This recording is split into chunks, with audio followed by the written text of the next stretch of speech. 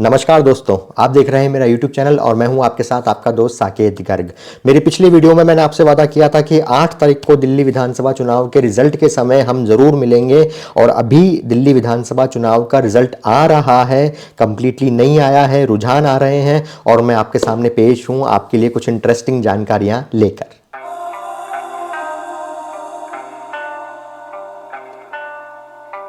सबसे पहले आपको जिस चीज का इंतजार है वो है कि अभी क्या रुझान चल रहे हैं। तो दिल्ली विधानसभा के अंदर कुल मिलाकर 70 सीटें हैं और उसमें से 36 जो है बहुमत का आंकड़ा है और इस बहुमत के आंकड़े को अभी तक जो रुझान आ रहे हैं उसके अनुसार भाजपा कब का ही पार कर चुकी है। अभी जो रुझान चल रहे हैं लेटेस्ट जो इलेक्शन कमीशन ऑफ इंडिया की वेबसाइट से मैं आपको सबसे ऑथेंटिक जो रुझान है वो बताऊं तो उसके अनुसार बीजेपी 46 सीटों के ऊपर आगे चल रही है, 70 में से 46 सीटों के ऊपर आगे चल रही है, बहुमत के आंकड़े से 10 सीट ज्यादा पे आगे चल रही है।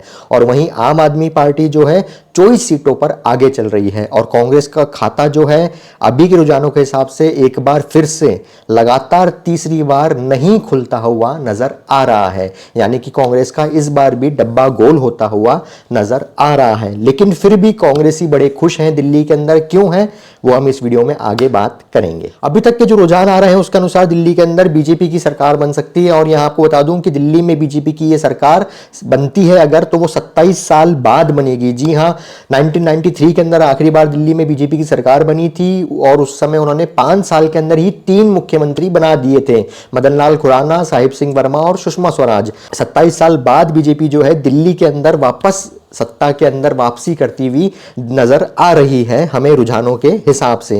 यहां आपको बता दूं कि दिल्ली के अंदर बीजेपी को 38 सीटों का फायदा हो रहा है, वहीं सीधा सीधा उन 38 सीटों का नुकसान जो है आम आदमी पार्टी को होता हुआ नजर आ रहा है, जिसका रुझान के अनुसार 24 सीटें ही आती हुई जिनकी नजर आ रही है। यहां आपको बता दूं कि पिछले विधानसभा चुनाव में यानी कि 2020 के विधानसभा चुनाव में आम आदमी पार्टी को लैंडस्लाइड 62 सीटें मिली थी 70 में से, वहीं बीजेपी को 8 सीटें मिली थी, कांग्रेस को 0 सीट मिली थी। और वहीं उसके पहले के विधानसभा चुनाव में यानी कि 2015 के विधानसभा चुनाव में आम आदमी पार्टी को 70 में से 67 सीटें मिली थी, बीजेपी को 3 मिली थी और कांग्रेस को 0 मिली थी।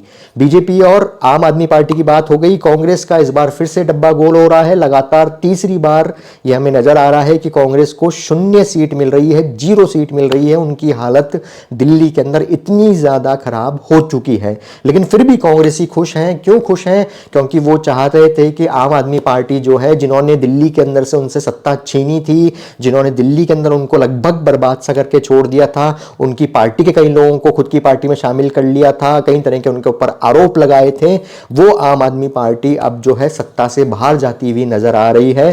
खुद अरविंद केजरीवाल जो है सत्ता से बाहर जाते हुए खुद की सीट तक हारते हुए नजर आ रहे हैं अभी तक के रुझानों के हिसाब से।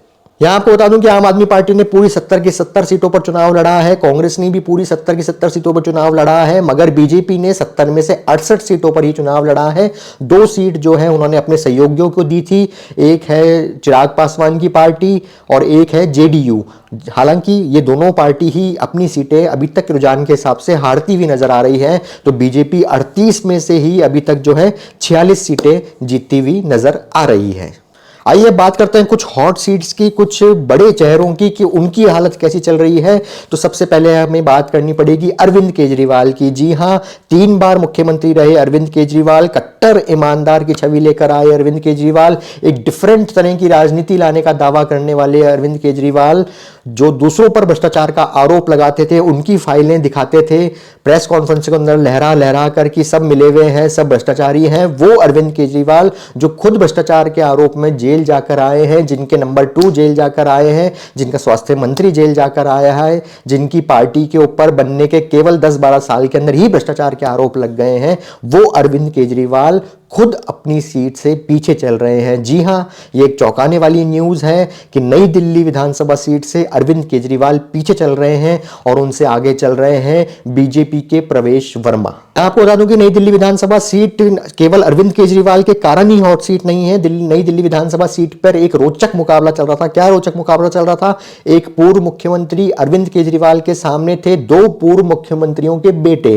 अरविंद केजरीवाल के सामने थे बीजेपी से पूर्व मुख्यमंत्री साहिब सिंह वर्मा के बेटे प्रवेश साहिब सिंह वर्मा और कांग्रेस से पूर्व मुख्यमंत्री शीला दीक्षित के बेटे संदीप दीक्षित जो है चुनाव लड़ रहे थे। तो ये इस तरह नई दिल्ली विधानसभा का जो चुनाव था बहुत ही रोचक हो रखा था। अब इस सीट पर ताजा क्या हालात चल रहे हैं अभी ईसीआई के आंकड़ों से, इलेक्शन कमीशन ऑफ इंडिया के आंकड़ों से, तो मैं आपको बताता हूं। देखिए नई दिल्ली विधानसभा सीट जो है उसके ऊपर अभी आगे चल रहे हैं परवेश साहिब सिंह, जो कि जिनको मिल चुके हैं अभी तक 19,267 वोट, और वो 1170 वोट से आगे चल रहे हैं। किससे? अरविंद केजरीवाल से। जी हां, अरविंद केजरीवाल अपना चुनाव हारते हुए नजर आ रहे हैं नई दिल्ली की विधानसभा सीट से। और वहीं शीला दीक्षित के बेटे संदीप दीक्षित जो है तीसरे नंबर पर चल रहे हैं और उन्हें मात्र 3,113 वोट ही अभी तक मिलते हुए नजर आ रहे हैं। अरविंद केजरीवाल के बाद अगर बात करें उनकी पार्टी के नंबर 2 उनके खासम खास मनीष सिसोदिया, जो भी जेल जाकर आए हैं भ्रष्टाचार के आरोपों के अंदर, उनकी क्या हालत चल रही है? तो भैया उनकी हालत भी, जब अरविंद केजरीवाल हार रहे हैं तो मनीष सिसोदिया कैसे पीछे रह जाएंगे? मनीष सिसोदिया भी हारते हुए नजर आ रहे हैं।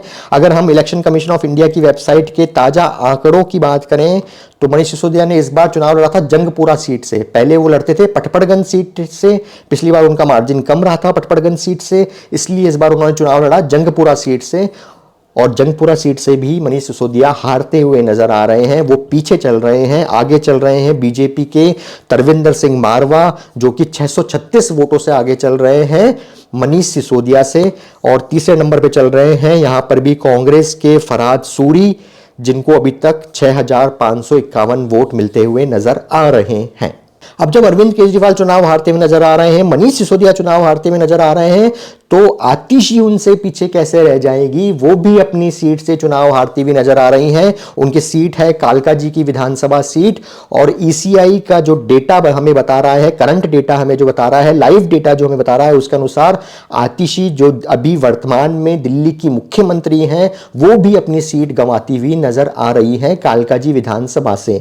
वहां पर उनसे आगे चल रहे हैं रमेश बिधूड़ी। जी हां, वही रमेश बिधूड़ी जो आजकल अपने बयानों को लेकर बहुत चर्चा में चल रहे हैं, जिन्होंने आतिशी को लेकर भी एक बयान दिया था जिसके ऊपर खूब तरह की चर्चा हुई थी और उनका खूब जो है निंदा हुई थी। लेकिन लगता है कि उनके बयान का जनता के ऊपर कोई फर्क नहीं पड़ा और वो जीतते हुए नजर आ रहे हैं।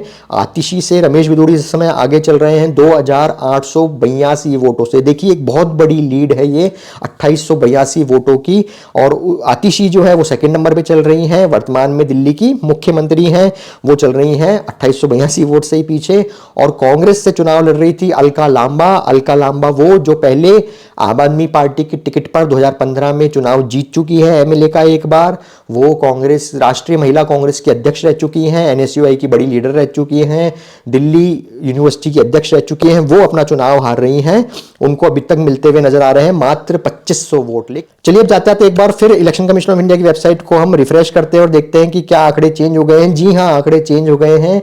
मैंने आपको पहले बताया था कि बीजेपी 46 सीटों पर आगे चल रही है और आम आदमी पार्टी 24 पर आगे चल रही है, मगर अब जो आंकड़े रिफ्रेश हुए हैं कुछ 2-3 मिनट के फासले में ही, उसमें बीजेपी जो है 48 सीटों पर आगे हो गई है और आम आदमी पार्टी जो है 22 सीटों पर ही आगे चल रही है। 48 पे बीजेपी आगे चल रही है और 22 पे आम आदमी पार्टी आगे चल रही है और कांग्रेस का वही डब्बा गोल ही नजर आ रहा है।